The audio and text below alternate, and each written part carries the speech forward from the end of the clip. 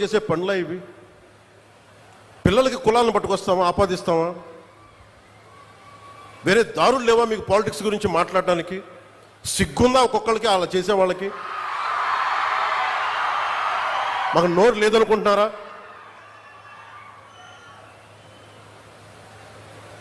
కూర్చొని మీరు కాంట్రాక్ట్లు వేస్తే కాంట్రాక్ట్లు వేసిన వాళ్ళందరినీ మేము బెదిరించేస్తాం, జైల్లో పెడతామంటే ఏమనుకుంటున్నారా మీరంతా?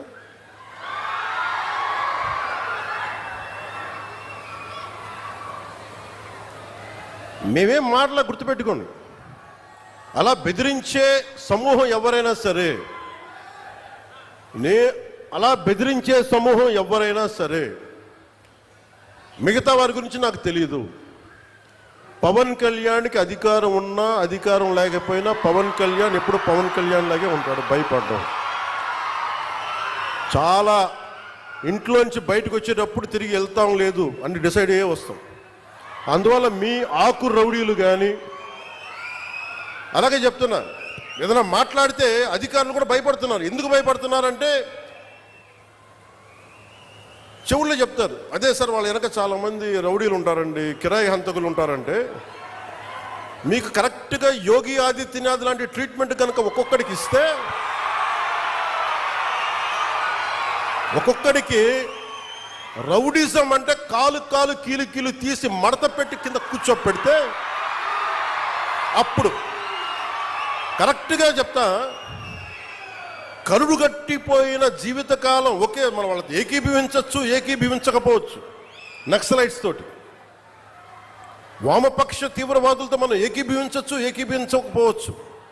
అలాంటి బలమైన ఆర్గనైజేషన్నే కకావికలం అయిపోయిన పరిస్థితుల్లో ఉంటే ప్రభుత్వం తలుచుకుంటే, అలాంటిది ఇన్ని లక్షల మంది పోలీసు ఉండి, ఇన్ని వందల మంది ఐపీఎస్లు ఉండి, 1000-2000 ఉన్న డిఎస్పీలు ఉండి, అలాంటి కిరాయి గ్యాంగుల్ని మెయింటైన్ చేసే వ్యక్తుల మీద 2 రోజులు 48 గంటలు మీ చుట్టుపక్కల ఎవరున్నారు, వాడి పేరేంటి అన్ని కనుక్కొని ఒక పొలిటికల్ నిర్ణయం తీసుకుంటే ఇక మళ్ళీ ఎప్పుడు ఇలాంటి మాటలు రారు. మీరు అక్కడి దాకా తీసుకెళ్ళకండి. మీరు ఇదే చెప్తున్నాను ఇంకొకసారి, సామాజిక మాధ్యమాల్లో కానీ విదేశాల్లో కూర్చొని వాగే వాళ్ళతో సహా ఇక్కడ కూర్చొని భవిష్యత్తులో మేము వస్తాం, వచ్చి మేమేం చేస్తామంటే, వచ్చినప్పుడే మీరేం పీకలేదు, మరి ఏం మాట్లాడతారు? ఇప్పుడు వచ్చినప్పుడే మీరు ఏం పీకలా అంటే ఏమనుకుంటారు? మీరు కూర్చోబెట్టి మీరు బెదిరింపులు చేస్తే భయపడతాం అనుకుంటున్నారా? దానికి మేము, ఒక్కడు చిన్నప్పటి నుంచి కూర్చొని అమరజీవిని గుండెల్లో పెట్టుకున్నాడంటే వాడికి ఎంత పిచ్చి ఉంటుంది?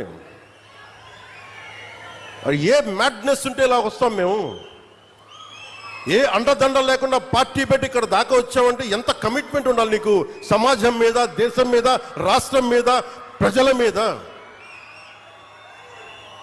పద్ధతులు మార్చుకోండి. ఒక మాట అనాలంటే అనండి, తప్పేం లేదు. డెమోక్రసీ ఇది, ప్రజాస్వామ్యం. ఖచ్చితంగా అనండి.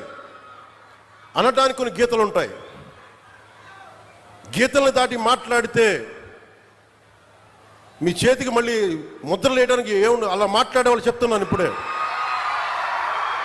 మీ చేతి మీద గీతలు తీసేస్తాం, అంత అరగదీస్తాం, గుర్తుపెట్టుకోండి. మేమన్నా కలెక్టర్స్ ఎస్పీల మీటింగ్లో కూడా నేను ముఖ్యమంత్రి గారి సమక్షంలో తెలియజేశాను, ఈ రాష్ట్రంలో రౌడీజం, బెదిరింపులు, మన ఉత్తరాంధ్రలో కూర్చోబెట్టి కొంతమంది బెదిరించి ఒకటే చెప్పాను, రౌడీజం చేసే వాళ్ళని బెదిరించి వాళ్ళని పంపించి కదా మనం వచ్చింది. మనం అలాంటివి చేస్తే మనకి వాళ్ళకి ఏంటి తేడా? ఇది నేను చెప్పాను, నేను జనసేన, మేము ప్రభుత్వంలో భాగం, అవసరమైతే చాలా ఖచ్చితంగా ప్రతి విషయాన్ని, అంశాన్ని తెలియజేస్తాం. వెరీ కన్స్ట్రక్టివ్, మేము పార్ట్ ఆఫ్ దిస్ అలయన్స్. అందుకని దీన్ని ప్రతి ఒక్కరు దృష్టిలో పెట్టుకోండి. అలాగే మీరు వైసీపీ వారికి కూడా చెప్తున్నా, నాకు మీరంటే గౌరవం. బొత్స గారు లాంటి నాయకులు ఉన్నారు, మా పార్టీలోకి సామినేని ఉదయ్ భాను గారు లాంటి నాయకులు వచ్చారు. శ్రీనివాసులు గారు లాంటి నాయకులు వచ్చారు ఒంగోలు నుంచి, బాలినేని శ్రీనివాసులు లాంటి గారు.